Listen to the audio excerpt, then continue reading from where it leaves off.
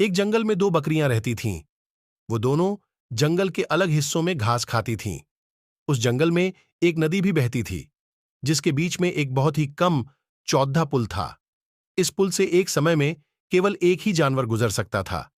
इन दोनों बकरियों के साथ भी एक दिन कुछ ऐसा ही हुआ। एक दिन घास चरते चरते दोनों बकरियां नदी तक आ पहुंची। ये दोनों नदी पार करके जंगल के दूसरे हिस्से में जाना चाहती थीं।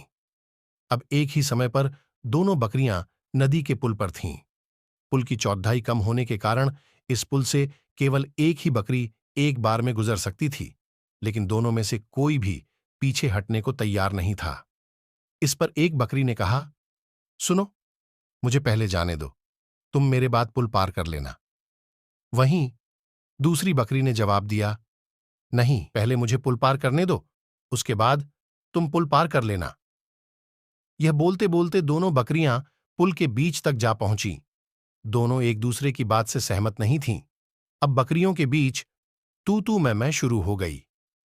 पहली बकरी ने कहा, पहले पुल पर मैं आई थी, इसलिए पहले मैं पुल को पार करूंगी। तब दूसरी बकरी ने भी तुरंत जवाब दिया, नहीं, पहले मैं पुल पर आई थी, इसलिए पहले मैं पुल पार करूंगी। यह झगड़ा बढ़ता चलता जा रहा था। इन दोनों बकरियों को बिल्कुल भी याद नहीं रहा कि वह कितने कम चौधे पुल पर खड़ी हैं।